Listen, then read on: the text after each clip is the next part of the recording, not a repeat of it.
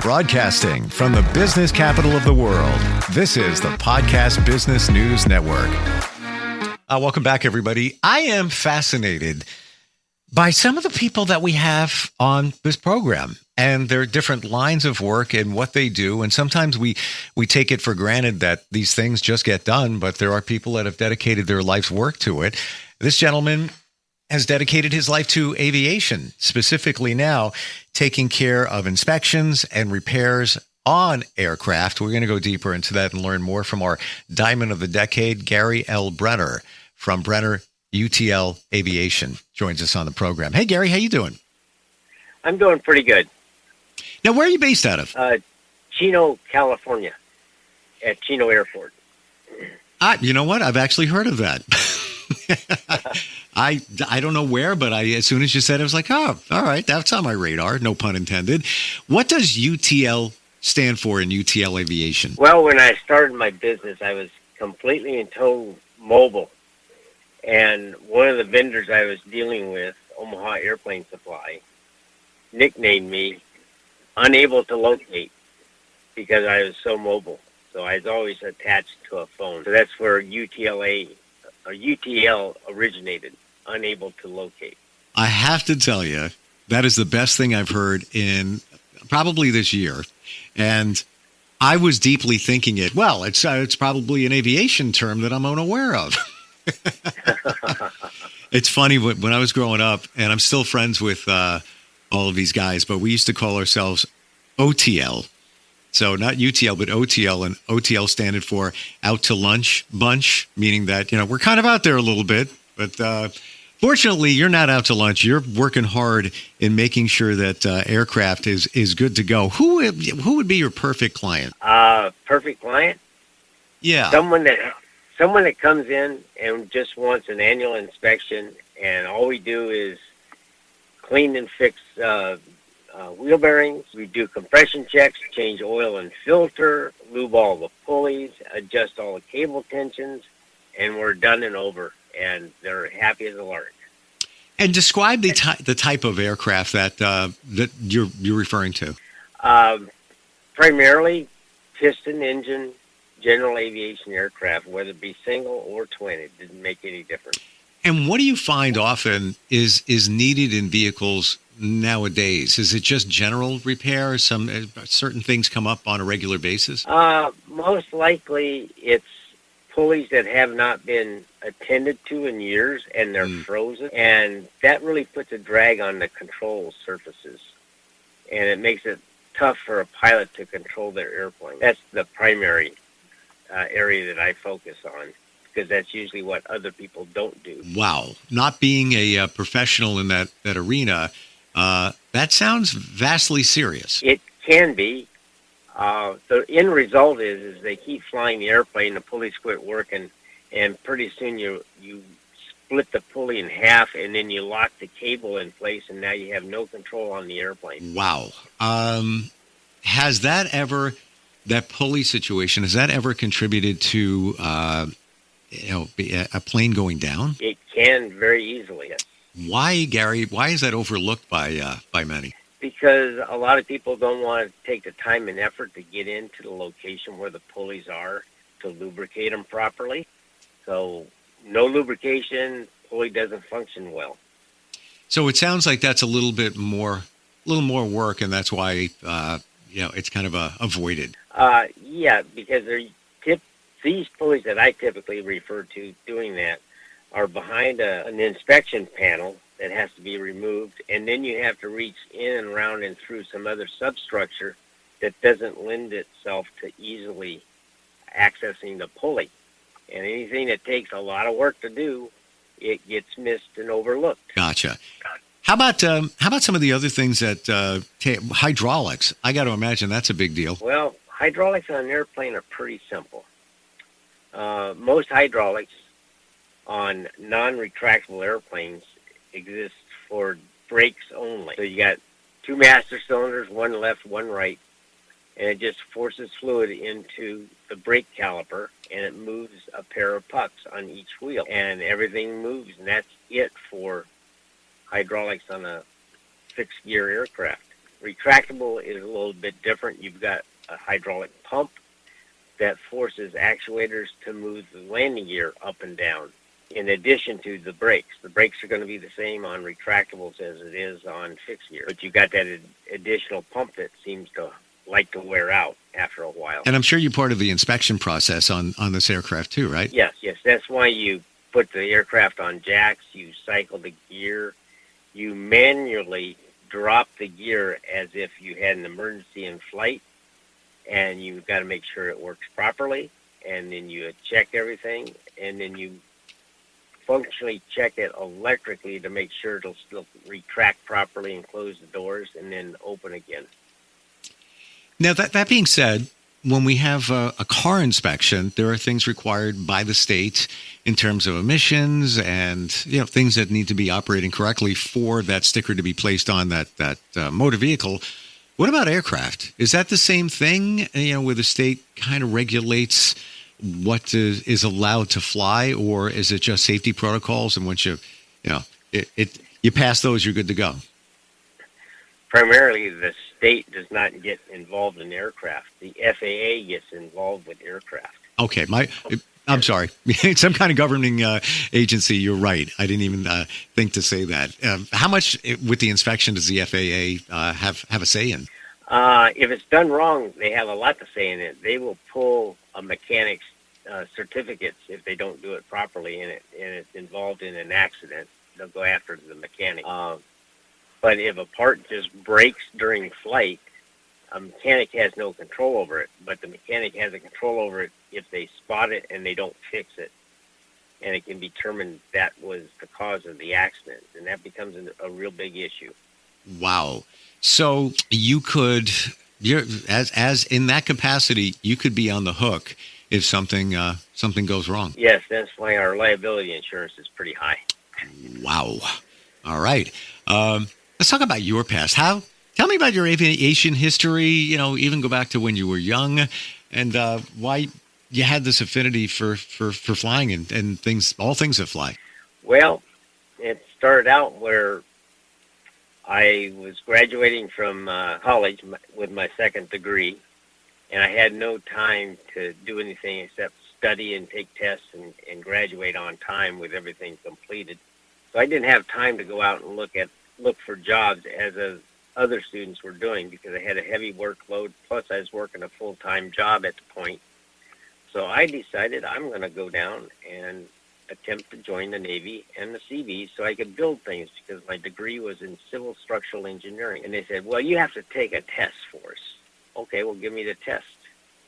Took the test, came back, passed it with flying colors, except I missed every question in aviation because I had absolutely no experience with flight or aircraft at that point in time. So My next step was I looked up at the community college near my original home with my parents, and they offered a private pilot ground school. And I enrolled in that and passed the written exam, and then I hooked up with an instructor and took lessons and started flying. So, How often do you get to fly now? Now, maybe once or twice a month. You miss it when you're not flying? When I'm not flying, I'm working on airplanes. Yeah. I have to imagine that you need to really know the intricacies of airplanes. Flying them is a big help. But can you just be an airplane mechanic and not a pilot? You can. Okay, but it limits your ability to understand what's going on with an airplane.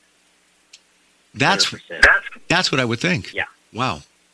What's on your radar soon in terms of planes that you have to work on? Do you know in advance that they're coming in? Yeah, I've got a Cessna 340, which is a pressurized twin, and it should be here tomorrow. Gotcha. And what's being done on that one? An annual inspection. And how long does that typically take to do? That one, if I find nothing wrong with it, it's going to take about a week. Wow. Okay. All right. Now I'm kind of blown away. It takes that long to do an inspection on a aircraft? That type of aircraft, because it's a pressurized airplane. So the cabin and where all the passengers sit That whole thing is a pressure vessel. It's got positive pressure in it all the time. That way you don't need a mask or anything else to fly it at its most efficient altitudes. And so a pilot is limited to 30 minutes beyond 12,500 feet. Then you need to be on oxygen without exception. And how they get around that is they pressurize the cabin so it's got air pressure, fresh air all the time. And that applies to the passengers and, of course, the cockpit. Oh, absolutely. Yeah. Primarily the cockpit. The passengers really don't need air or auxiliary air until they hit 14,000. And what's the top altitude on that aircraft? It kind of depends. It could be 28,000 feet. Wow. Gary, got to tell you, you have a big responsibility. Yes. Like, there's a lot on the line there, and I'm seeing it crystallize in that, okay, I'm sure, hydraulics and pulleys and things like that. All right, I got that part. But when we start talking about pressurization, there's a lot more coming into play here. Yes, because you got a maximum pressurization that can be put in an airplane, and then you have a pop-off valve to reduce the pressure if it gets over that pressure limit. And you got to check that too. Wow. I am fascinated looking at situations that have arose with aircraft. Like and because, when you're on social media and you look at one reel or a video and it was about a mishap or whatever it might be, or how the pilot recovered from a situation, then they just feed you more. So I've been obsessed recently with watching videos of things that have happened. One recently, it was probably, I want to say in the last 5 to 8 years, where a piece of an engine, now this is an airliner, but a piece of an engine broke off and then hit the fuselage, busted open a window, and a woman, half of her body came through the window. And now they were operating with one engine. They looking at what the pilots did, they did a fantastic job in getting that plane down. Unfortunately, that woman, they pulled her back in. She did not survive. But just anything could happen up in the sky. You probably have a job that's just as important as a pilot's. I have to say that. Yes. Yeah, it's a little bit different for the pilot. The pilot's got to recognize what's going on, and he's only got a couple seconds to make all the emergency adjustments to get the plane down to an altitude where people can breathe with oxygen at or below 12,500. Because when you're up above where the jet plane probably was, which I don't know. Yep. But if it's up in the 20,000 feet level, without oxygen, you've only got 4 to 5 seconds to live. Yeah, and it was because it deployed the masks. Yep. Wow. When you're flying on a commercial airliner, is it an enjoyable experience, or are you always in your brain working? Like you're observing things? What was that noise? Looking at everything? Do you approach it from that standpoint? I'm always aware of what's happening with the airplane while it's in flight. And I always pick up on all the little nuances and noises that don't seem to be standard. Have you ever had a time where something was a little challenging in a flight that you were on? Not so much in the United States, but in foreign countries. Do tell. Turbine-powered twin, not flying high altitude, but they took off, and the pilots obviously didn't know how to, what we call, sync up the propellers. So if the propellers are not synced up and they're rotating, you get this unbalanced vibration in the airplane, and you can just tell it because one prop is turning faster than the other prop, and they're just not synced up. And it's a very simple maneuver with the controls, and it makes a lot of noise inside the airplane. Wow. So what's the repercussion of that if it not taken care of properly? You wear out the propeller and they start to fail. Wow. Not a potential safety issue? Well, if one propeller fails, then you don't have the noise anymore because you're not trying to get an unsynced propeller to sync it because it's gone. I mean, it hasn't left the airplane, but it's just not working any longer. So Right. you shut that engine down, feather that prop, and you fly on the other side. So learning thing here, and I know we're getting a little techie, but you have two props. They have to be in somewhat, we say, in sync, or there's an imbalance? Yeah, they have to be rotating at the same speed. Okay? And if they're not rotating at the same speed, it sets up a vibration within the airframe of the aircraft, and it comes through as a low roar inside the airplane. And it's not even, and it doesn't stay steady. It moves from one place to another. Wow. Because it's putting loads and unloading propeller blades. Yeah. How is that affecting the flight? It makes the flight a little irritating. It really doesn't affect it as far as the aerodynamics of the airframe, because the airframe is designed to lift, and it's doing that. It's just the propulsion of the pulling the plane through the air. That's the problem. So, you're not pulling evenly with both propellers. How do you, because it sounds like that would be very challenging to get both of those props spinning at the same speed. There's so many variation. How do you achieve that? Well, on that particular type of plane, it's a turboprop. So you have turbine engines that spin up at 25,000 RPM, and then they drive a gearbox, which reduces the propeller speed to about 2,800 RPM. And then you adjust the blades to make sure that both propeller blades are turning at the same RPM. When they don't turn the same RPM is when you get the noise. Gotcha. So that is, there's an adjustment that can be made, and I guess some kind of gauge or meter that you put on it that you can adjust the speed, or is it the gauge inside the aircraft? No, there's a gauge on the inside of the cockpit where the pilot and co-pilot can see. It's typically, and not all the time, but typically, it's the alternating between a black and white 25% of a circle. And if it's steady, then both props are in sync. But if it's turning right, then the right prop is turning faster. If it's turning left, the left prop is turning faster, and you can adjust that. Wow. By one prop or the other prop making an adjustment to become steady state, and it does not rotate. What has been the most shocking thing, dangerously shocking thing? And of course, this is all confidential. We're not saying which aircraft it was, but came before you that you either had to fix or inspect that surprised you, where it's like, whoa, we could have had a real serious problem here. You recall one? Just in the substructure of the airframe.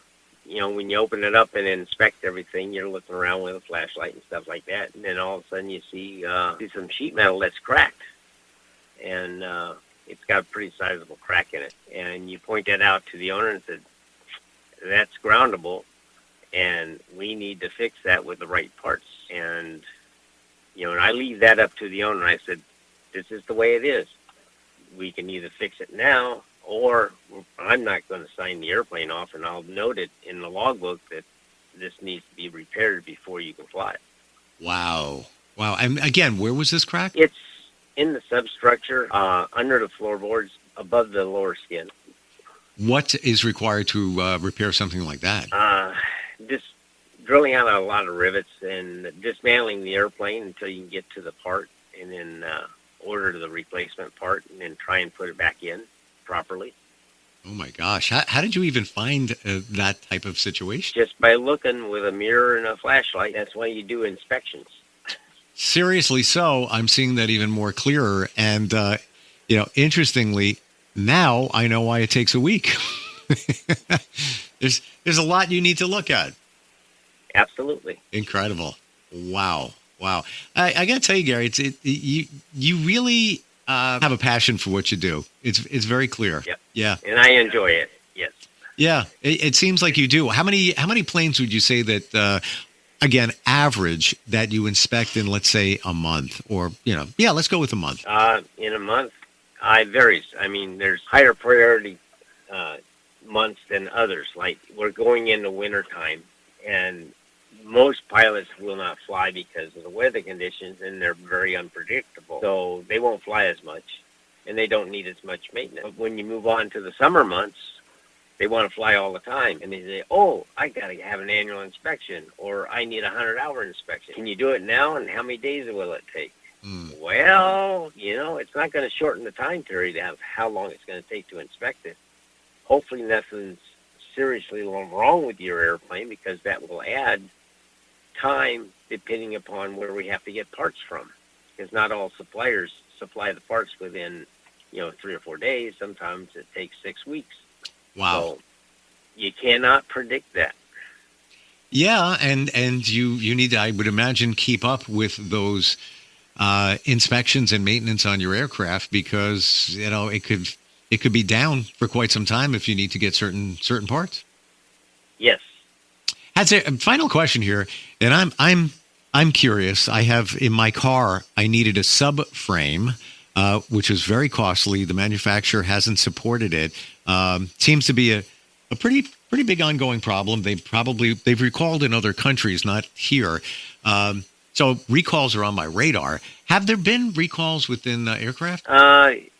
Yes, more so with the engines as opposed to the airframes. For example, they had a vendor supplying some bad cylinders that go on engines, and it was limited to a certain type of engine and a certain serial number of cylinders, and those need to be pulled back and replaced. Wow. So the manufacturer supported that? They had to. They had no choice.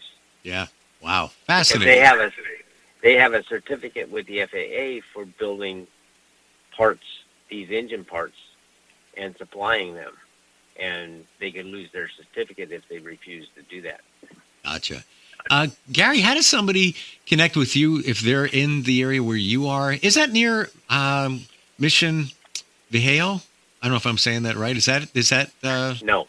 That's a different area. That's 46 miles away. Of course, you would know the exact number. Of course, I drive it every day. I was thinking more about in terms of flying. So, San Bernardino County, is that where you're located? That's where the county is for Chino Airport. Yes. That's what I'm talking about. Yeah, got it. How does somebody find you if they want to connect with you? Let's say they're responsible for aircraft or they have questions. How do they do that? They call my cell phone number. And please, it's on all the time. Please share it. Area code 949-400-1842. 949-400-1842. Thank you for everything today. Learned so much. Certainly that's why you are our Diamond of the Decade. You are, when it comes to aircraft maintenance, repair, inspection, you are it. And I gotta, the UTL, what does it stand for again? Unable to locate. That's the best. UTL Aviation. Well, we can locate you by way of 949-400-1842. Gary, thanks so much. By the way, my best friend since kids, his name is Gary. You don't get to meet a lot of Gary, so it's been a pleasure meeting you. Thank you very much. Thank you. We'll be right back.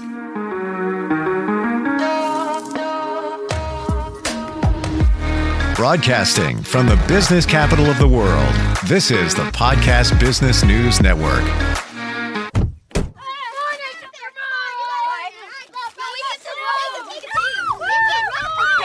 They'll challenge your authority. They'll try to break your will. They'll push you to the edge of your sanity. Because that's what kids do. But this car is your territory, not theirs. Defend it. Who makes the payments?